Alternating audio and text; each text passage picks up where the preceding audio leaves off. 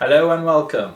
I'm Ahmed Ali and you're watching Dr. Sugar. Welcome to my new series of videos in which I will create a guide for IMG doctors from wherever they may be to make their way to the UK and its health system.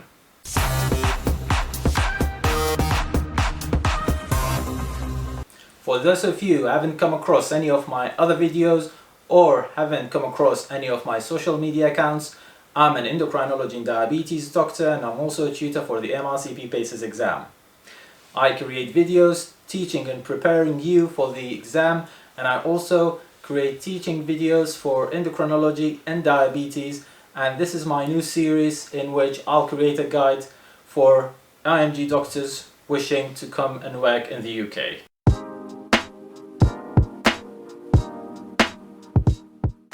In the series we will discuss all aspects pertaining to migrating to another country to practice as a doctor, starting from decision making, psychological preparation for migration, sitting the exams, preparing your CVs, applying for jobs, and all the way into a training post. To make sure you don't miss any of these videos that will show you the way into making it into UK's renowned medical training programs, make sure you subscribe to the channel if you like. Okay guys, in today's episode we will start by discussing the process of decision making when you're thinking about migration. We will talk about the psychological preparation that you need to do and things that you need to consider before making the decision, and also we will compare the UK to some of the other popular destinations for IMGs. So first things first, you have to ask yourself, why do you want to do it? Just as you would with anything else in your life. You have to ask yourself, what is the purpose? Look, this decision is similar to informed consent that you would get from your patients before performing any procedure. You'll have to understand all the aspects of the decision, and you'll have to know all the pros and cons. Is the purpose, that is, you want to be as far as possible from where you live now? Is it a personal problem? Is it something that you could possibly change? Is it something that you could possibly overcome with a small change in your life? Or is it something that you can't do anything about and you have no other solution but to leave? I suppose to answer this question you have to ask yourself a question that you will frequently encounter in job interviews, and that is, where do you see yourself in 5 years time or in 10 years time? And we don't mean where you see yourself geographically, we mean where do you see yourself in your life, professionally, socially, financially. The breaking point should be that point where you feel like life, or a decent life, will not be possible anymore in the place you call home. It should be that point when home doesn't feel like home anymore, when you feel like you don't belong there for whatever reason. Or simply, it could be a financial reason. Maybe you feel like your world has changed, or simply you've just become more conscious of that change. I come from a place that is pretty much torn apart. Nothing works. There are no laws, no regulations, nothing.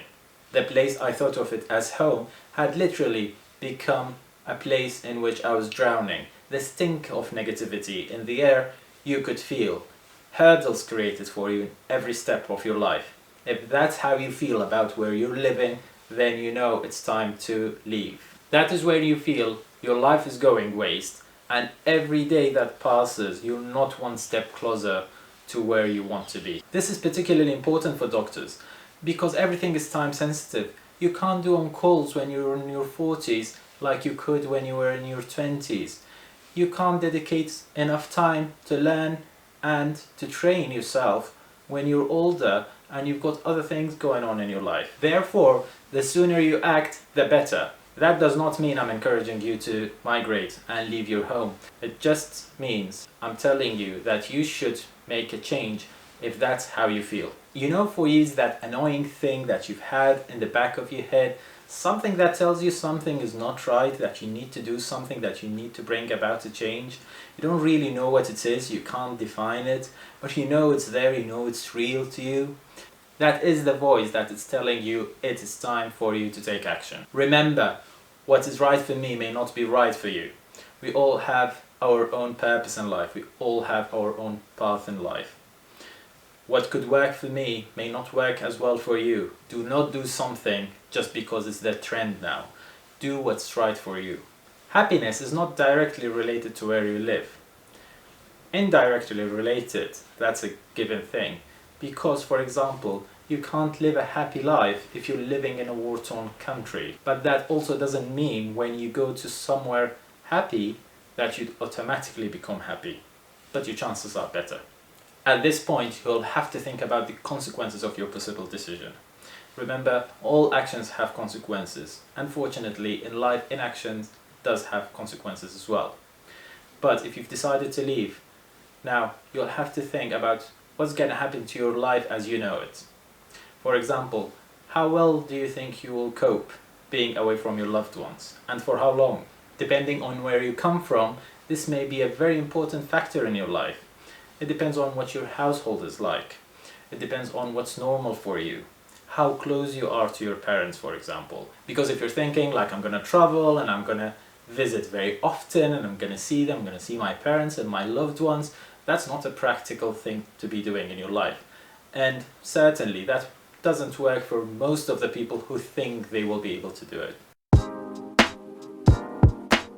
Now, if we've considered all of this, we'll have to think about psychological preparation. And psychological preparation, its first step is to kind of prepare ourselves to live in the West. Like the other things, this will be impacted by a number of factors. You'll have to know what you're aiming for. For example, are you traveling somewhere else because you want to study, train there, and then go back where you come from? Or are you going there to live there forever? Or do you think you're going there because you like to live there? Or is it that you think you're going to go there and you're going to make money? Or is it a combination of reasons? Because depending on the answer of these questions, then you'll know which place may be the best place for you. That's where you should look up the destinations, the possible destinations for you, and choose the one that would be the best one for you. Without doing this step, you may end up making a huge mistake. Ask me why. No, come on, seriously, ask me why. Well, because simply different places are different. The atmosphere is different, the people are different, climate is different, salary rate is different, work is different, training is different. Do your research, people. The West is not a single country.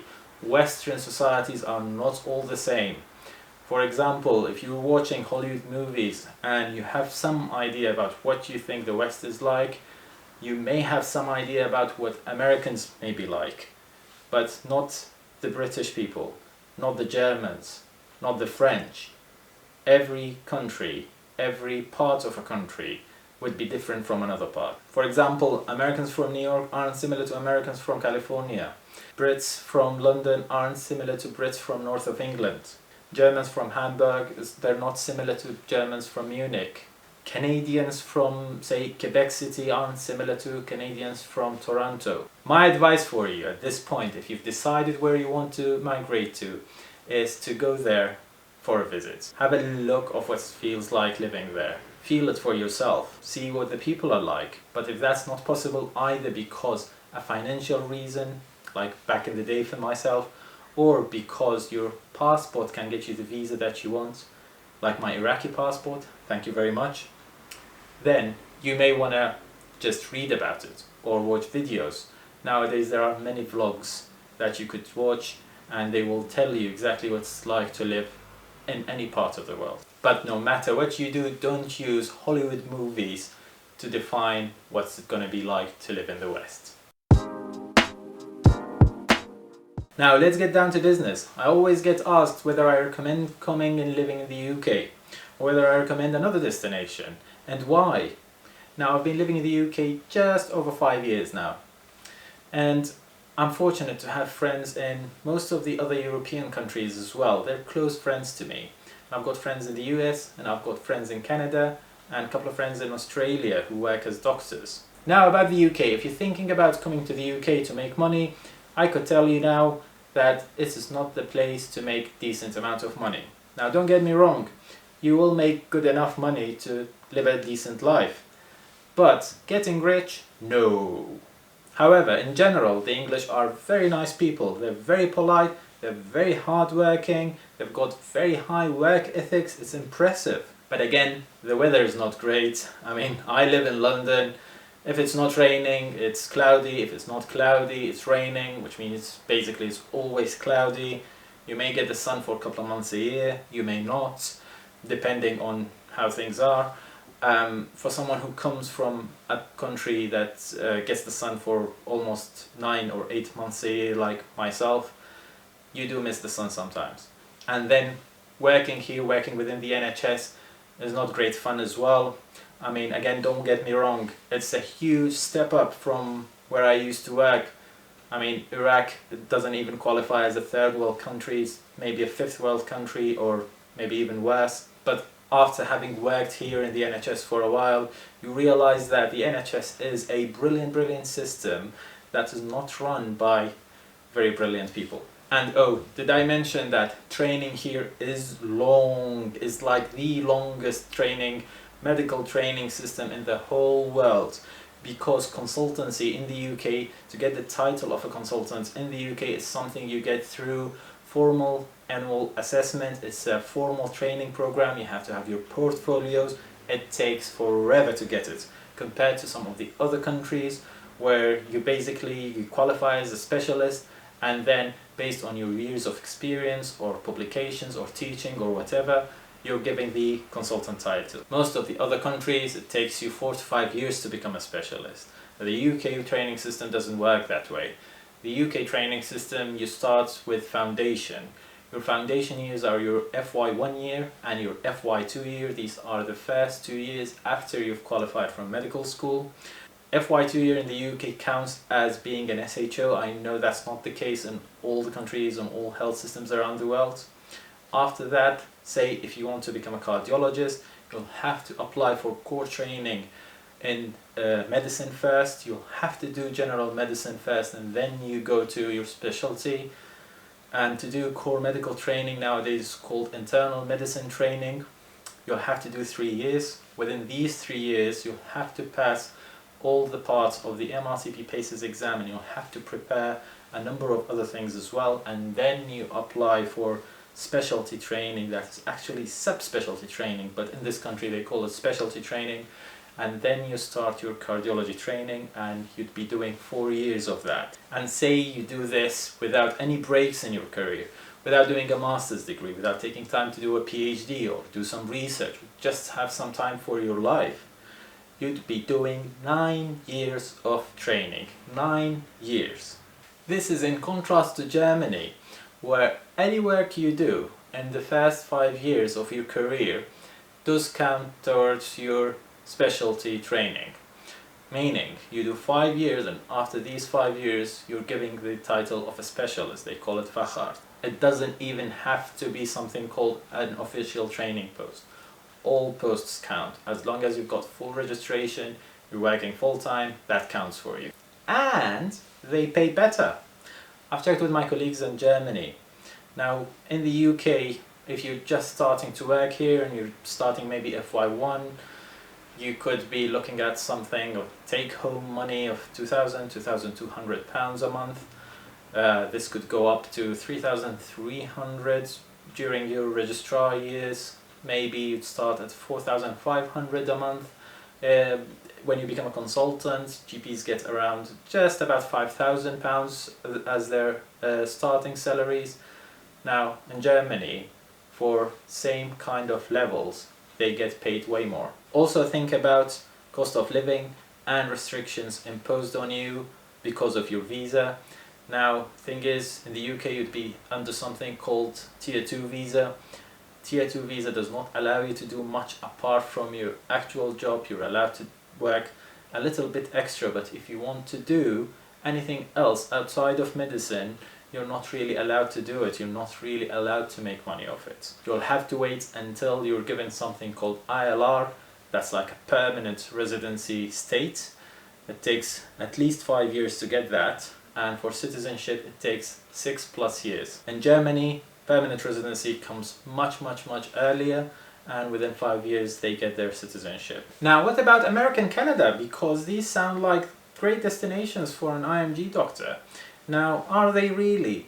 So the thing is, for America, the problem is with the preparation you need to make to get to a point where you can sit the exams and actually sit the exams, get good grades in the USMLEs, and then get a license, and after that get a post in what's known as a residency program. But after you finish your residency, that's only like 3 years or 4 years or something, then you could do an additional year or so as a fellowship, but then you're all set.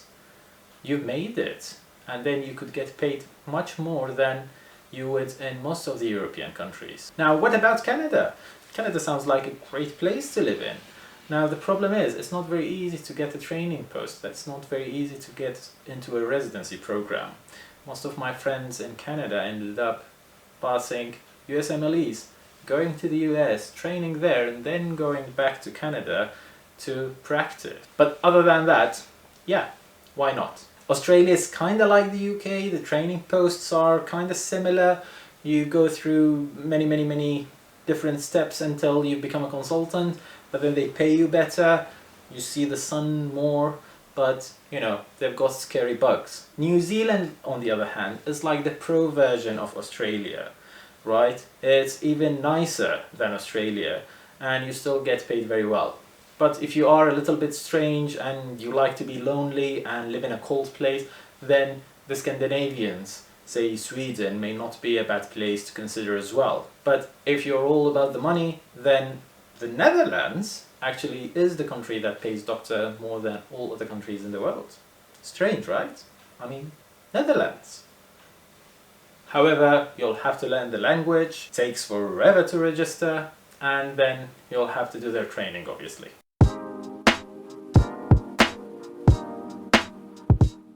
Well, that's all for today, folks. If you've got any questions, make sure you leave them in the comment section, and also if you've got any suggestions or you've got things that you'd like us to discuss in any of these videos or in these series, or are things that you think they're important to consider when you think about migrating as an IMG doctor, also mention them in the comment section. If you think you've enjoyed watching the video or you benefited from the video, please consider subscribing to the channel, and also why not share the video with your colleagues so that everyone can benefit. And if you're preparing for the MRCP Basis exam, or you know someone is preparing, they may benefit, or you may benefit from the videos that you're seeing on the screen now. I hope you stay well, and I hope to see you soon in our next video discussing the next step in migrating as an IMG doctor to the UK. Thank you very much.